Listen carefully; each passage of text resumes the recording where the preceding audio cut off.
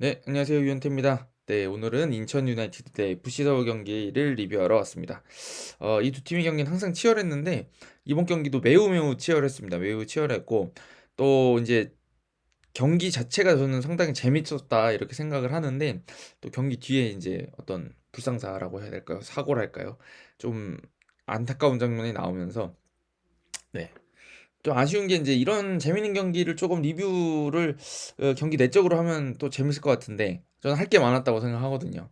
근데 어 다른 이슈들이 발생하면 때로는 많은 걸 잡아먹잖아요. 그래서 좀 아쉬운 경기이기도 했습니다. 그래서 제가 어제 경기 종료 후에 있었던 어 물병을 던진 그 사건에 대해서 저도 나름의 생각이 있고, 저도 이제 경기장을 자주 가는 사람이니까 생각이 있고, 하여튼 그래서 그 마지막에 말씀을 드리고 가도록 하겠습니다. 근데 그냥 뭐 저의 사견이고 저의 어떤 바람 정도로 봐주시면 좋을 것 같고, 저는 그거 외에 이제 경기장에서 90분 동안 벌어졌던 이야기들을 조금 더 하고 갈까 싶어요. 저는 되게 재밌게 봤어요. 되게 재밌게 봤고, 그 네, 마지막 장면 아니었다면 더 좋았을 것 같은 라이벌전이었습니다. 뭐 인천 팬들은 패배를 하셔서 기분이 안 좋으셨겠지만 그래도 인천 경기 잘했거든요, 전반전에. 그래서 그 얘기를 좀 드리고 갈까 싶어요. 자, 일단 이 두 팀이 상반된 전술적인 어떤 콘셉트를 가지고 있었다라고 제가 첫 번째 라운드 그 개막전 때 얘기를 드렸던 기억이 나요. 서울은 좀 주도하고 이렇게 막 공을 잡고 있는 상태에서 상대 공략하려 한다 그러면, 인천은 공을 내주더라도 기다렸다가 이제 들어오면 그걸 이제 뺏어서 역습을 하려고 하는 형태를 가지고 있다 이렇게 말씀드렸는데, 이게 지금 서울이 성적이 들쭉날쭉해지면서 이번 경기는 좀 다른 경기 양상이 펼쳐진 것 같습니다. 그래서 서울도 이번 경기에서는 억지로 만들어 가려고 하기보다는 위험 지역에다가 인천 쪽에다가 때려 넣고 그쪽에서 이제 뭔가 일을 벌여보려고 하는, 그러니까 위험을 자초하지 않겠다. 우리가 빌드업하다가 공을 빼앗겨서 위험을 자초하지 않겠다라는 게 좀 보이는 경기였는데, 뭐 한두 번은 인천이 그 포착을 잘했습니다. 그래서 전체적인 좀 포메이션을 보면서 말씀드리면, 음, 전술적으로는 이제 이게 맞는 것 같아요. 그러니까 서울은 최근 경기력을 계속 꾸준히 내고 있는 그 포메이션이라고 할 수 있는 사사이를 들고 나왔습니다. 그래서 최전방에 네, 변화라고 한다 그러면 최전방에 박동진하고 일류첸코를 세웠다는 거고, 나머지는 뭐 동일하게 나왔죠. 그래서 어, 제 생각이지만 일단 우리가 여기서 뭐 4-2-3-1 형태도 쓰고 뭐 이렇게 어떤 원톱을 두고 쓰는 전술을 하면은 중원 싸움에서 강점은 있을 수가 있지만, 여기서 이렇게 할 때는 좋은 점이 최전방의 숫자가 늘어나 있다는 거죠. 그리고 여기 있는 임상엽 선수, 전반에는 이제 임상엽 선수랑 강성진 선수였으니까 이 선수들까지 때로는 중앙 쪽에 가담하면서 오히려 앞쪽에다가 숫자를 많이 두고, 뭐 사이사라고 하면 사이사라고도 할 수 있게 해서 이렇게 때려 넣고 여기서 이제 뭔가 우당탕 하는 경우들도 꽤 많았습니다. 그래서 이게 이제 그냥 막 때려 넣는 경우들도 있지만, 대체로는 이렇게 인천 선수들이 어느 정도 기다리고 있다가 어느 특정 지역까지 들어오면 이제 압박을 시작하니까 이렇게 돼서 밀려나게 되고 뒤로 도망가게 되고 압박이 거세지면 그때 앞으로 차놓는 형태. 이거는 이제 실수하지 않겠다라는 의도가 되게 명백하게 보이는 경기였다고 생각을 해요. 네, 그렇게 생각을 하고, 반대로 이제 인천 같은 경우는 오사이를 가지고 나왔는데 이거 되게 잘하는 거죠. 되게 잘하는 거고, 그 많이 뛰는 선수인 김성민 선수를 측면의 한쪽에, 특히 오른쪽에 있었는데 이쪽에 갖다 놓고 반대쪽에 있는 제루소를 활용해 가지고 이쪽 누가 봐도 이제 이쪽 그 역습으로 흔들어 놓겠다라는 의도가 좀 보였습니다. 그리고 이제 제루소 선수도 최준 선수를 전반부터 또 특정 지역 들어왔을 때는 강하게 압박하면서 너희 여기 못 들어와. 여기라는 게 여기입니다. 여기 안에는 못 들어온다 얘들아. 너희 밖에서 놀아라. 이렇게 하는 게 너무 명백하게 보이는 경기였고, 그게 또 잘 되기도 했습니다. 자, 그럼 이제 전반적인 큰 틀이 이렇다고 한다 그러면 제가 왜 재밌었냐 이렇게 이야기를 하는 거를 좀 그러니까 말씀드려야 될 것 같은데, 저는 그 조성환 감독님도 그러고 김기동 감독님도 그러고 나름대로 이 상대편의 전략을 예측하고 그거에 맞춰서 좀 디테일들을 준비해 온 것 같아요. 제가 봤을 때. 그래서 제가 어제 두 장면 정도 인천 잘했다라고 전반 초반에 두 개 적어 놓은 거 있는데, 하이라이트 보니까 나오는 것 같아요. 크로스가 두 번 다 날카롭게 나와가지고. 근데 이제 그게 뭐였냐면, 지금 제가 너무 빡빡하게 잡아놨는데, 이제 FC 서울 같은 경우도 최근에는 수비의 시작점 정도를 이 페널티 박스 아니 아니죠. 센터 서클 근처에서 시작을 하거든요. 그러니까 그전에는 전방 압박을 자주 시도하고 막 이랬었는데 이제는 무리해서 하지 않고 이쪽부터 압박을 시도하는 경우들이 꽤 많은데 인천이 공격할 때는 이렇게 윙백들이 전진하고 당연히 이 제르소 무고서 다 올라가 있겠죠. 이런 식으로 전개를 해 주고요. 어제도 경기를 보시면 문지한 선수랑 그 김도혁 선수는 철저히 이 서울의 투톱인 박동진, 일류첸코 뒤에서 공을 잡으려고 했습니다. 이거 제가 종종 말씀드리는데 이게 뭐 볼이 안 돈다 그래 가지고 여기 내려와서 이렇게 이 수비 블록 바깥에서 움직이다 보면 여기만 숫자가 너무 많아요. 그래서 제가 이런 거 표현할 때 이제 엉덩이가 무겁다 이렇게 표현을 하는데 이렇게 되면은 볼이 돌질 않으니까 이제 이쪽에서 공을 자꾸 받으려고 노력하는 거죠. 한꺼풀이라도 벗기고 들어가면 여기가 두 줄이니까. 근데 이제 여기 이 김기동 감독님이 내세운 사사이의 장점은 중앙이 매우 두텁습니다. 여기가. 그죠? 여기가 빡빡해요. 이렇게. 어찌됐든 이 선수들도 여기서 뒤에서 쫓아올 수도 있는 거니까 부담스럽거든요. 빨리빨리 해야 되거든요. 그러니까 이렇게 되니까 중앙 쪽이 촘촘하니까 인천이 풀어갈 수 있는 부분은 역시 측면 쪽이 풀어나가기에 좋거든요. 예. 그런 게 있어서 어, 이 측면을 어떻게 공략하느냐가 상당히 중요하죠. 예, 중요한데 이제 어저께 한두 장면에서 풀어가는 장면 보니까 여기 인천이 역시 좀 아는구나. 약간 이런 느낌이 들었어요. 그래서 그게 어떤 거였냐면 어, 지금 정확한 이 움직임이 제가 지금 하이라이트 보고 들어왔어야 되는데 그게 좀 살짝 헷갈리긴 하는데 이제 어제 이렇게 수비 블록을 갖추고 있다가 인천이 많이 올라와서 또 이 정도까지 올라와서 이제 공격을 전개할 수 있다 그러면 서울 선수들도 전방 압박을 하거든요. 예, 그러니까 공을 쉽게 넘겨주지 못하긴 하거든요. 그래서 예를 들면 이렇게 들어가고 이렇게 잠깐 이렇게 들어가고 이렇게 들어가고 그래서 패스를 이렇게 들어간다고 봐야 되겠죠. 그래서 패스 이 9번 선수가 2번 선수 쪽을 차단해 놓고 10번 선수가 여기를 가리면서 이렇게 해서 압박해서 들어오면 7번으로도 주기 까다롭게 8번으로 주기 까다롭게 해놓고 이쪽에 연결하면 여기는 윙포워드가 와서 여기를 압박하는 이런 형태들을 쓸 수가 있거든요.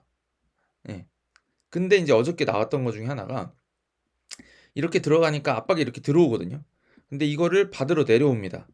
그러면 여기에 들어가서 공을 잡고 딱 돌아버리면 이미 이쪽은 공간이 열려 있게 되고 이 선수가 치고 들어오든 이 선수가 올라가면 여기다 내주든 공격에 영향력이 많이 생기게 되니까 이럴 때는 전방 압박할 땐 당연히 이 뒤에서 쫓아오는 선수들은 돌지 못하게 바짝 붙습니다. 공을 잡아놓더라도 이 뒤쪽에 잡아놓도록. 그래야지 본인과 동료가 노출했던 이 공간을 지워버릴 수가 있는 거죠.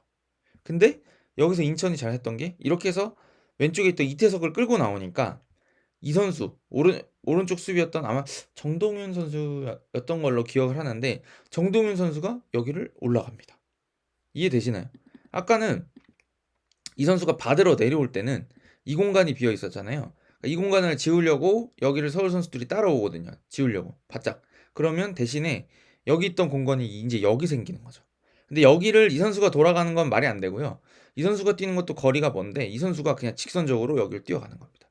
그럼 패스가 이렇게 넘어가죠.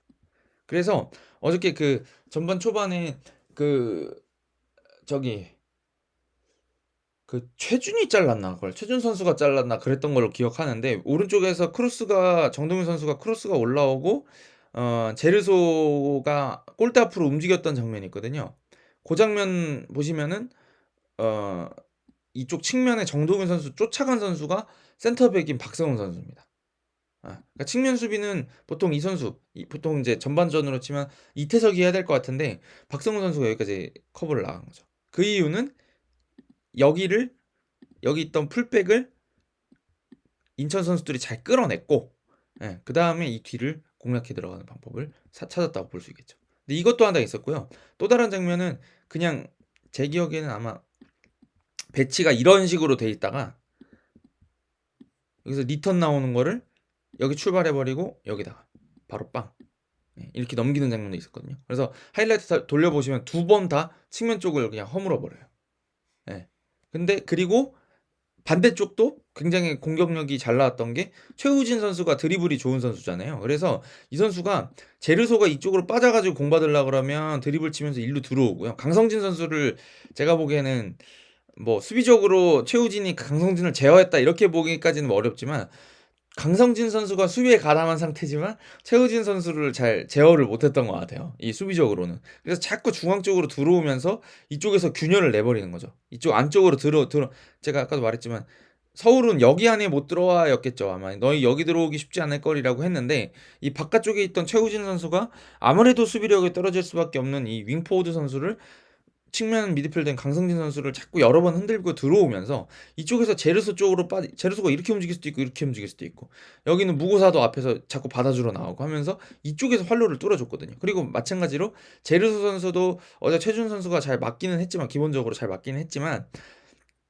그 개인 능력이 굉장히 무서운 선수잖아요, 이 선수가. 그러다 보니까 좌우 측면에서 인천이 공격 전개를 상당히 잘 할 수 있었던 것 같아요. 예, 나름대로는 일리 있는 공격 전개를 보여줬다. 근데 이게 되게 중요한 게 뭐냐면 아까도 처음에서 설명드렸지만 이 사사이는 굉장히 중앙이 촘촘하고 이쪽에 못 들어오게 하는 게 굉장히 중요한 포메이션이라고 말씀드렸는데 아무래도 이 바깥에 있는 선수들부터 한 명씩 한 명씩 이쪽 풀백들이나 이쪽을 균열을 내고 들어가니까 이게 자주 말씀드렸지만 측면 선수들이 자꾸 끌려나와서 여기서 1대1을 정확하게 제압하지 못하고 여기서 뭔가 균열이 나기 시작한다 그러면 아까랑 다르게 여기가 이제 공간이 넓어진단 말이에요. 이쪽에 이렇게 서 있을 때랑 다르게 이쪽으로 나오면 벌써 균열이 나잖아요. 그리고 형태도 아까랑 달라져요. 예. 그래서 이 선수도 단순하게 말해서 이 5번 선수가 공을 너무 자꾸 잘해가지고 7번 선수가 이렇게 깊이 내려가게 되면 올라갈 때 깊이 내려올 거 아닙니까? 따라올 거 아닙니까? 그러면 벌써 아까랑 다르게 이렇게 섰으면은 패스길이 이쪽으로만 들어가게 되는데 이 선수가 잘해서 이렇게 전진할 때 이렇게 내려간다면 벌써 이쪽으로도 공간이 열리게 되거든요, 사실. 예.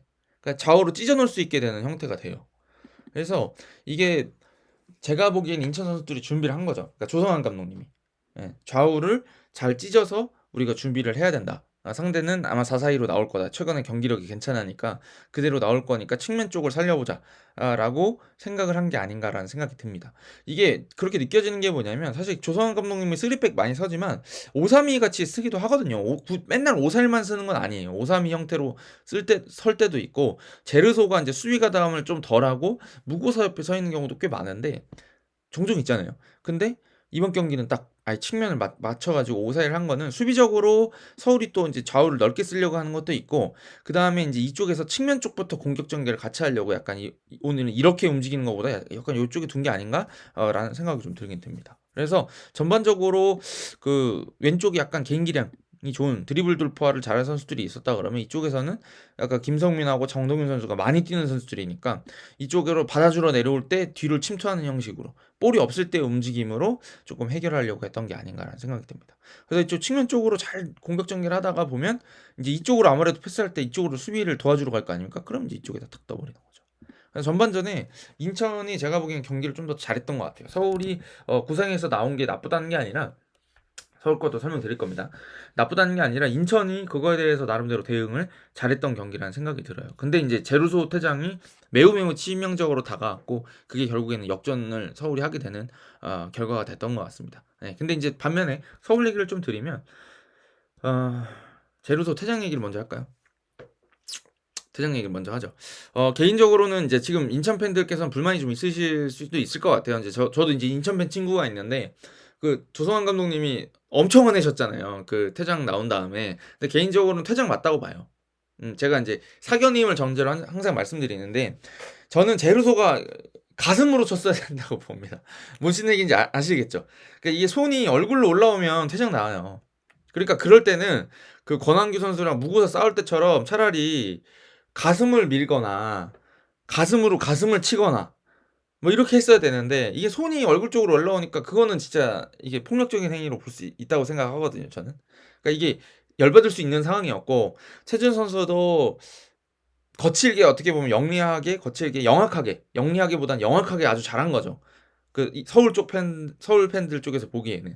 근데 이제 그걸 손이 올라온 거는 제로도 잘못이었고 조성환 감독님이 왜 저렇게 화내냐라고 제가 이제 친구랑 카톡하면서 왔는데 최준 경고 왜 안 줬냐? 라고 말을 했어요. 근데 제 생각인데 그 장면, 그러니까 이것도 제 사견입니다. 근데 제가 보기에는 그 장면 제루소도 끌어당겼거든요.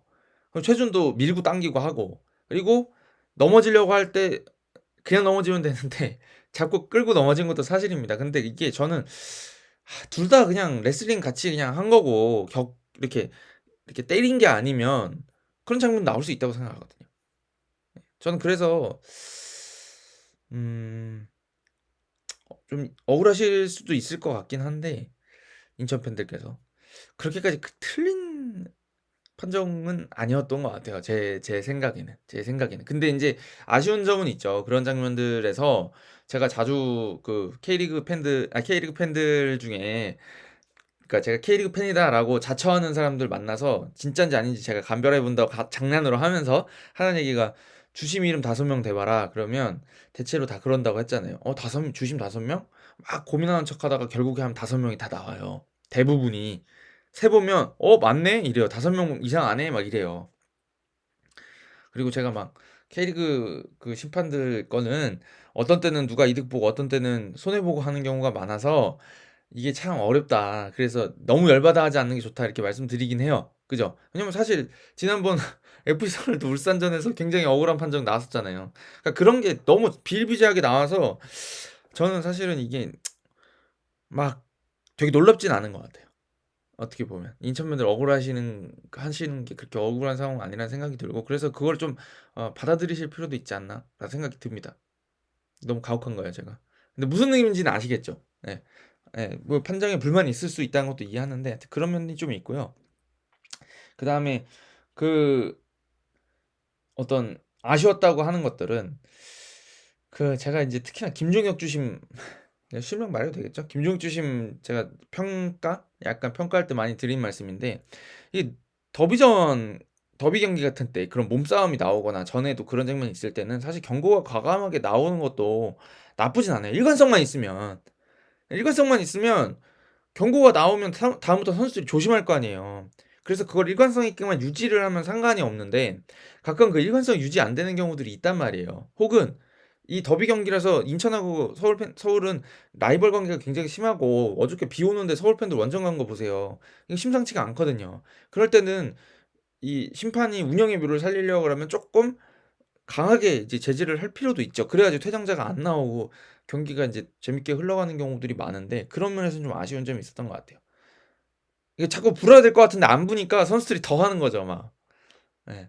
그런 면이 있었어서, 물론 저는 일단 1차적으로 제로도 잘못이라고 봅니다. 그걸 왜 손을 내, 거기서 배로 쳤어야지 라고 저는 생각하는데, 그게 상당히 이 서울한테는 유리하게 다가왔고 인천한테는 이 더비전 승리를 놓치게 되는 매우 큰 어떤 변곡점이 됐다라고 생각을 합니다. 저는 근데 퇴장 맞다고 봐요. 네, 저의 사견입니다. 자, 그러면 이제 서울 얘기를 조금 더 한번 해보죠. 서울은 아까 말씀드렸듯이 4-4-2 전술을 들고 나와서 앞쪽에다 2명을 놓고 안 될 때는 그냥 멀리 차버려야지라고 하는 어떤 공격 전개를 준비를 해왔다고 봐야 되겠죠. 여기서 일류첸코랑 박동진 선수가 높이가 다 있고, 또 이쪽 측면에 있는 선수들도 중앙 쪽에 좁혀서 가지고 이쪽에 맞추고 이제 여기서 뭔가 일을 벌이려고 했는데 이게 쉽지는 않았던 것 같아요, 전반전에 특히나. 근데 이게 왜 그랬냐면, 일단 일류첸코랑 박동진이 공격수 2명이고 높이가 다 있다고 하지만, 그걸 예측이라도 한 듯이 김현수, 요니치, 델브리지가 나와버렸어요. 그러니까 3대2로 싸워야 되는 데다가 이 선수들도 다 헤딩을 잘 따는 선수들이고 억센 선수들이죠, 사실. 저는 김현수 선수가 굉장히 발도 빠르고 억센 선수라고 생각해서 좋은 선수라고 생각하는데, 이 세 선수가 나와서 여기서 발도 빠르고 이쪽에서 막 이제 부딪히기 시작하니까 서울 선수들이 볼을 예쁘게 잡아놓지 못하는 문제가 발생을 했고, 또 하나는 오사일이 가지고 있는 장점이라고도 생각을 하는데, 이게 튀어나가는 힘은 아무래도 적을 수밖에 없어요. 뒤에 9명이나 이렇게 배치가 되니까. 근데 좋은 점은 이게 도대체가, 이거 제가 아까 인천 설명할 때도 말씀드렸는데, 여기는 미드필더가 여기 들어오기가 너무 좁아요. 여기가. 그렇지 않나요? 여기가 너무 좁아요. 이렇게 들어와서 받으려 그러면 이 선수들이 이렇게 돼 있는데, 이게 너무 좁아서 여기가 이제 들어오기가 되게 힘들어요, 사실. 이렇게 서 있으면 압박을 당하는 위치에 있을 수밖에 없고 뒤로 밀려날 수밖에 없어서 여기서 버티는 게 매우 어렵습니다. 네. 그래서 이게 뭐 그렇다 그래 가지고 공격을 그럼 5-4-1은 무적의 전술이냐 그 얘기가 아니라 어저께 서울이 아무래도 4-4-2 전술을 들고 나왔고 허리가 2명인데다가 이 선수들이 인제 황도현 선수도 그러고 기성용 선수도 그러고 약간 뒤쪽에서 볼을 전개해 줄 수 있는 선수들이다 보니까 '엉덩이가 무겁다.'라는 느낌이 들었어요 포메이션상. 왜냐면 여기 4명이 계속 돌을 볼을 돌리고 있으니까. 예. 그래서 이게 좌우로 풀백 쪽까지 들어가는데 여기서 전진이 바짝 압박하고 바짝 압박해 가지고 특히나 김성민 선수가 이거 되게 잘하잖아요.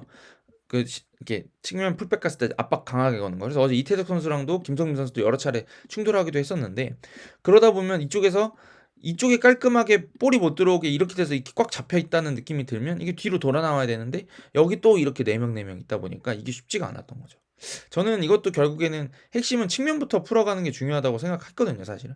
그래서 이쪽에서 볼이 투입되고 이 선수가 이쪽에서 패스를 받을 수 있게 이 바깥쪽은 오히려 풀백이 전진을 해서 측면 공격을 이렇게 담당할 수 있게 여기 숫자가 넷이니까 뒤가 넷이니까 이 선수가 높이를 높여서 약간 제 생각이지만 약간 변형을 좀 줘서 이 선수가 빠져도 괜찮고요. 여기는 미드필더가 좀 빠져도 괜찮고요. 볼 받을 때 빠져 주고 이 선수가 이제 패스길이 달라지거든요. 그게 무슨 의미냐면 제가 좀 중구난방 설명했는데 5-4-1 이렇게 서 있잖아요. 근데 여기 있는 미드필더가 여기 머물러 있으면 이 패스길은 안 나요. 롱패스를 할 수는 있겠지만 여기 있는 선수가 사실은 패스길을 아마 여기를 이렇게 지나가야 될 텐데 그럼 여기가 인제 잘릴 위험이 있기 때문에 이 선수가 자연스럽게 각이 이렇게 뒤로 내려올 수밖에 없어요. 근데 그러면 위협적인 패스가 안 나가요. 그죠? 이렇게 여기를 잡아 버리면 위협적인 패스길이 안 나요. 근데 여기서 이렇게 패스를 이렇게 5-4-1 서 있는데 이렇게 잡아 넣어 있으면 이렇게 들어가거든요. 여기 11 번한테 넣을 수 있는 각이 생겨요. 그리고 바꿔서 말하면은 이 선수 제가 아까도 서울한테 또 똑같은 얘기 드렸었는데 5 번이 공격을 너무 잘해. 그래서 이 선수가 내려가게 되면 중앙 쪽이 넓어지게 되는 효과가 있기 때문에 이게 인제 이쪽 풀백을 잘 쓰는 게 중요한데 아까 "패스길이 안 난다." 이 말씀 드렸잖아요. 근데 이 패스길을 내는 방법이 있는 게 여기 이렇게 나가면 돼요. 그러면 이 패스길은 문제가 없고 이 패스길도 또 문제가 없죠. 이 선수가 이거 한번 거쳐 가면 되거든요. 아이고. 한번 거쳐서 가면 이 10 번한테 걸리지 않고 갈 수가 있어요. 여기는 미드필더가 바깥으로 빠져나오면 그러면 뭐 인제 이 선수가 이쪽 중앙 채워주면 되겠죠. 예. 요렇게 전개가 되고 그다음에는 이제 여기서 공격 전개가 중요해지는데 여기 있는 선수한테 주고 본인이 들어갈 수도 있고요. 이게 되게 베리에이션이 많아요 4-4-2가. 제가 처음에는 4-4-2가 공격을 어떻게 할까 너무 궁금했었는데 아틀레티코가 요런 거 예전에 잘했거든요 4-4-2 쓸 때. 보면 여기 있는 윙포워드가 일로 수비 뒤쪽으로 움직이면서 측면 쪽으로 나가 주면서 이쪽 풀백이 있는데 움직여 주기도 하고요. 또 다른 게 여기 있는 선수가 여기 또 공격수 중에 한 명이 일로 빠지는 방법도 있어요. 그러면 일로 빠져서 지나가면 4 번이 넘어가겠죠. 그러면 여기가 벌어지니까 여기를 이 선수가 채우는 겁니다. 예. 그러니까 스위칭이죠. 스위칭. 그러니까 이 선수가 바깥쪽으로 빠지면서 스위칭할 수도 있고 이 11번 선수가 여기 있으면서 그냥 빠지면서 5 번하고 빠지면서 할 수도 있고. 그래서 이게 공격수가 그냥 머물러 있으면 안 되고 측면 쪽으로 자꾸 나가 줘야 돼요.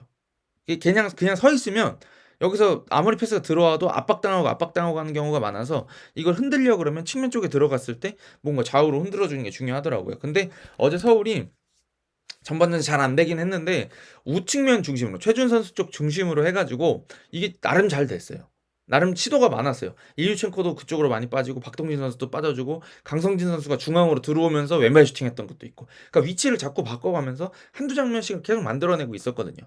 근데 인제 어 성과를 딱히 못 거두기도 했고 그다음에 인제 인천이 워낙 그 세트피스 준비를 잘해 와서 거기서 득점이 나왔기 때문에 끌려가고 있는 상황에서 아무래도 인천은 더 수비에 힘을 잘 쓰고 있는 상황이라서 딱히 "딱 열었다."라고 말을 하기 어려웠지만 그래도 시도는 하면서 나름대로의 어떤 활로를 열기 위한 어떤 모습들은 보여주고 있었거든요. 그래서 서울이 이런 전술을 들고 나왔는데 이제 지금 잘 안 됐다고 말씀드렸잖아요. 시도는 했고 제가 그거를 좀 봤다는 느낌은 들지만 '야 이거 먹혔다.'라고 할 만큼 어떤 걸 보여주지 못했던 것 같아요. 그런 거는 항상 말씀드리지만 인천 선수들이 수비를 잘 쫓아다니면 이게 서울 선수들도 수적 열세가 있을 수밖에 없잖아요. 지금 뭐 단순하게 여기 지금 이 바둑알 배치된 것만 봐도 윙포워드들이 아무리 좁혀섰다 그래도 인천 수비는 5명이고 서울 공격은 4명인데 이거를 단번에 열어내는 게 쉽겠습니까? 사실 쉽지 않죠.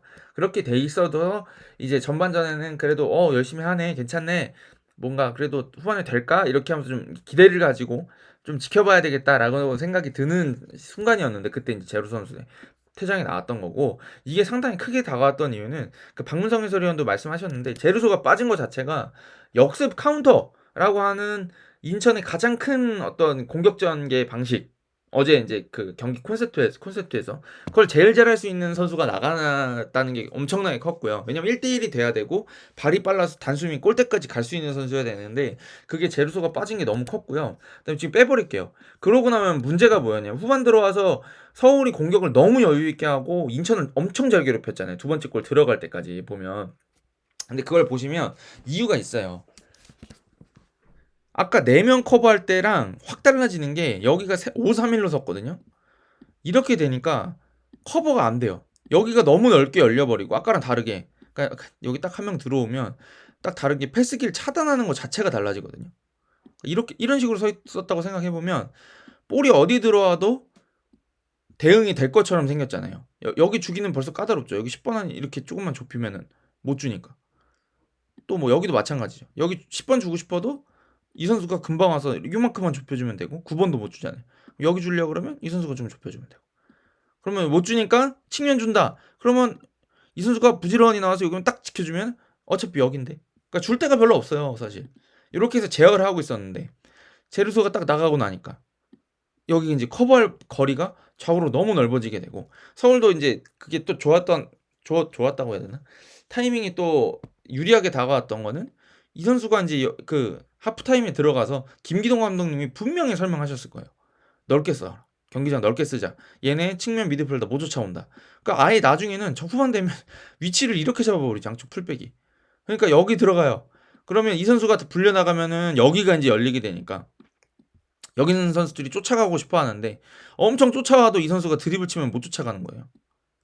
네. 그러니까 이쪽에 이선 쪽에서 제르소가 빠지면서 역습을 할 수 있는 그 선수가 빠진 것과 동시에 미드필더들이 커버해야 될 좌우 간격이 너무 넓어졌다. 그게 매우 큰 문제였습니다, 사실.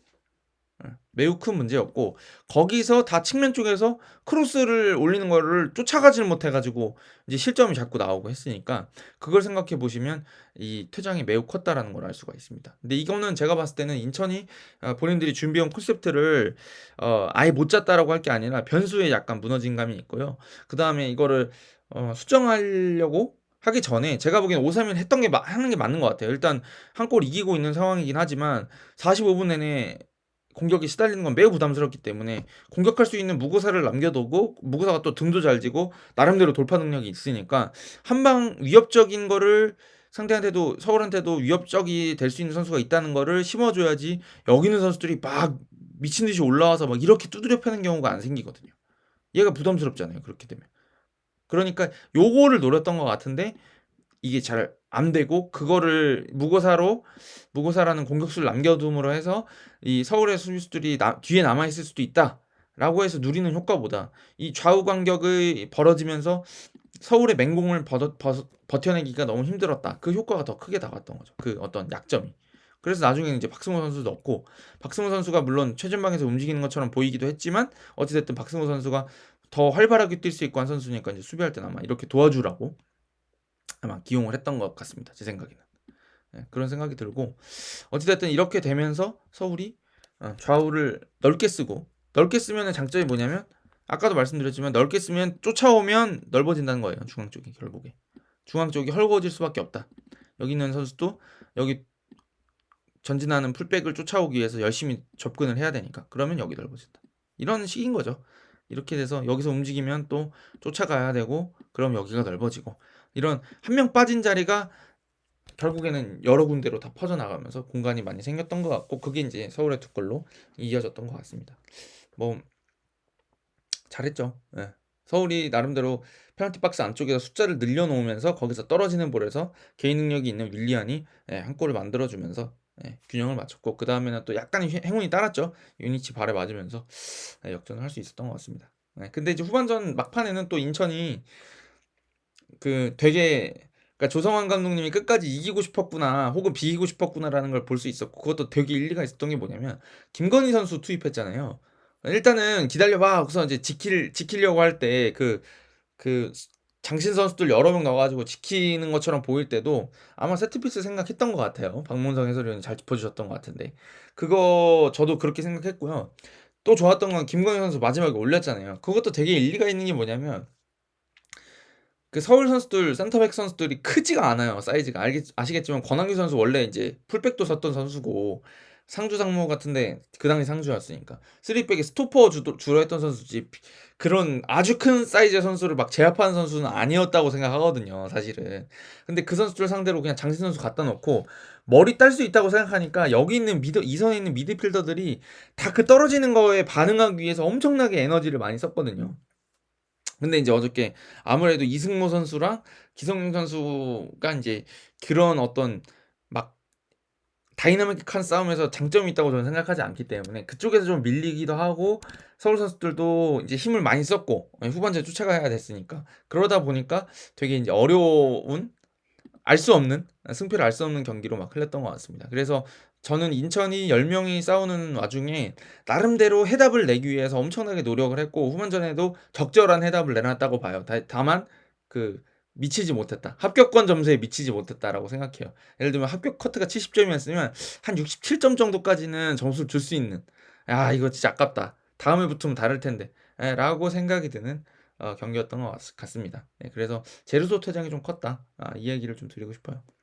자, 그리고 이제 마지막으로 그 또 제가 그래도 명색이 K리그 유튜버인데 어저께 있었던 그 안 좋은 일들을 또 아예 말씀 안 드리는 거는 좀 그런 것 같아서 조금 그래도 저의 사견임을 전제로 해서 말씀을 드리고 가도록 하겠습니다. 저도 이제 아시겠지만 저는 부천에서 나고 자란 토박입니다. 그래서 저도 부천 SK 시절에 그 경기장도 많이 다녔고 제가 최근에 오프사이드 테이블이라고 다른 유튜브에도 이제 그 출연을 하고 있거든요. 거기서도 말씀드렸는데 저도 경기장 가보면 그때도 그랬어요. 2002년, 3년 이럴 때인데 그때도 굉장히 많은 분들이 골키퍼를 자극하기 위한 팬들을 저는 이제 보고 있었는데 형님들께서 엄청나게 이제 그런 재밌는 얘기도 많이 재치 있는 놀리는 것도 많이 하시고 그 욕도 좀 많이 하셨습니다. 사실 제가 지켜봤거든요.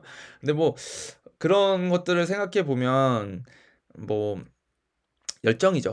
열정이라고 생각해요, 저는. 그 열정이라는 게 골키퍼가 승리가 간절하니까 골키퍼들의 정신을 산란하게 하고 신경 쓰이게 하기 위해서 욕을 막 하시고 하는 건 알겠습니다. 그 심정은 알겠고 그게 이제 이기고 싶은 마음이란 건 알겠는데 그게 이제 저는 또 더 좋은 방식으로 표출이 될 수 있다고 생각해요. 욕이 아니라 좀 놀리는 정도라던가 아니면 자꾸 말 시키시는 분들이 있었거든요. 그때도. 그러니까 욕설을 하는 게 아니라 뭐 살살 하세요. 좀 너무 잘 막는다. 막 누구야 뭐 이름을 부른다거나 그 정도로 하실 수도 있었다고 생각하는데 이제 백종범 선수도 거기서 화가 많이 났던 것 같습니다. 근데 저희 부천도 부천 FC가 된 다음에도 골키퍼가 그 경남 하고 맞대결했던 걸 기억한 그래서 막 버스를 맞고 저희도 막 사건이 많이 벌어졌었습니다. 그래서 아주 드문 일은 아니라고 생각하지만 백종범 선수를 자극한 인천 팬분들께서 다음에는 조금 부드러운 방식으로 도발해 주시면 좋겠다는 생각이 좀 그러니까 개인적인 생각이 좀 있고 제가 제 친구들이었다 그러면 그렇게 말했을 것 같아요. 그런 생각이 있고 또 백종범 선수도 어찌됐든 본인은 필드에서 말을 하는 선수니까 그거를 팬들한테 도발하듯이 이렇게 그렇게 포효를 하지 않았으면 또 좋았겠다라는 생각이 좀 들긴 듭니다. 하지만 어찌됐든 절대로 용납할 수 없는 거는 물리력을 행사하는 거죠. 어떤 물통을 던지는 행동은 저는 명백히 팬들께서는 자제하셨어야 되는 행동이라고 생각하고 그 열정을 뭐 가지지 마십시오라고 하는 건 아닌데 그 열정을 좋게 표시하는 게 중요한 거잖아요. 결국에는 우리가 뭐 최근에도 막 엄청 화제가 되고 있는데 연인 사이에서도 사랑을 어떻게 표현하느냐가 굉장히 중요하잖아요. 그런 거를 이제 요즘에는 또 교제 폭력이라고 하더라고요. 데이트 폭력이라고도 했었는데 그거는 이제 일그러진 애정이잖아요. 그걸 우리가 부정하지 않습니다. 어떤 폭력이 수반된다거나 물리력이 나갔을 때는 그잖아요. 그러니까 인천 팬들께서도 다음에는 사실 제가 욕설까지 뭐 자연스럽게 나오는 것까지는 막 권장할 수는 없으나 좀 자주 봤던 광경이기도 하니까 좀 그럴 수도 있겠다라는 생각이 드는데 거기 그런 거를 떠나서 본인들도 이제 자극을 했으니까 골키퍼가 좀 자극한다 그래서 거기서 대고 이제 물리력을 행사하는 거는 이거는 진짜 문제가 좀 있는 것 같습니다. 그래서 물리력 행사만큼은 조심을 해야 되지 않을까.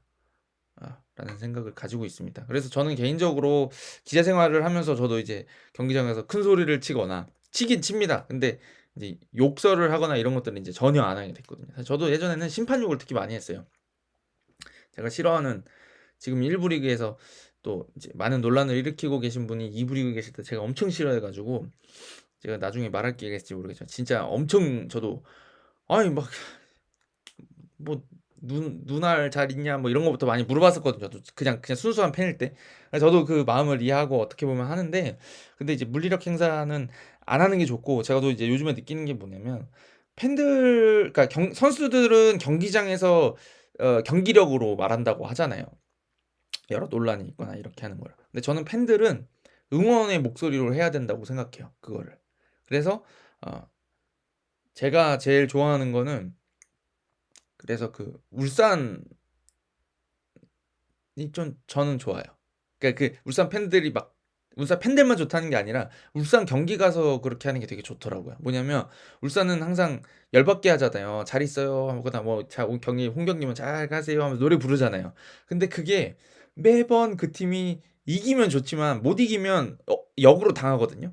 그러니까 그게 도발성으로 이겼을 때 도발하는 그게 그러니까 그 응원으로 도발하고 상대를 쪼끔 조롱해 주는 정도. 거기서 팬들끼리도 싸우면은 너무 재밌을 것 같아요 저는. 그 정도가 제일 좋은 것 같아요.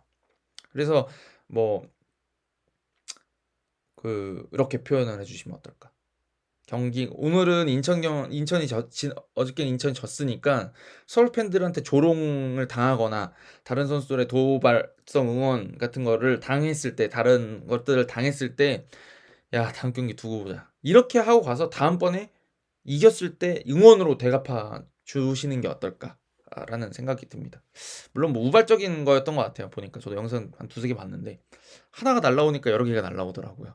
그러니까 그거를 잘 예 챙겨 주셔야지 마음을 잘 다스려 주셔야지 또 팬들의 그 인천 팬들이 가지고 있는 열정에 더 순수하게 집중이 되고 그런 것들을 가지고 K리그의 팬 문화가 성숙했다라는 또 평가를 듣고 또 인천 팬들 팬 문화가 재밌고 워낙 응원은 크게 잘하고 대단하신 팀이잖아요. 그 열정이. 그 어저께 그 전반 중반에 나왔던 그 바이킹 박수 때도 전 되게 소름 돋았거든요. 텔레비전 중계 보고 있었지만 그런 것들로 더 멋있는 걸 많이 보여주셨으면 좋겠다라는 생각이 듭니다. 뭐 비단 인천 팬 분들뿐만 아니라 다른 분들도 이제 비슷한 성향들이 있는 일부 팬들이 다 어딘가는 다 있을 거라고 생각하거든요. 이런 일을 겪으면서 조금 더 성숙한 팬 문화가 되면 좋겠다라는 바람을 가지고 있습니다. 언제나 열정은 좋지만 이제 열정의 표출 방식도 좀 고민해 보자. 이 정도의 얘기였습니다. 네. 제 말에 뭔가 이렇게 기분 상하셨을 분들이 있다 그러면 '아 저놈이 또 저놈은 저렇게 생각하는구나.' 정도로 생각해 주시면 좋겠습니다. 네. 자 이만큼 하고 되게 길어졌네요. 가 보도록 하겠습니다. 여러분 어 재밌는 경기 또 있으면은 리뷰하러 돌아오도록 하겠습니다. 감사합니다.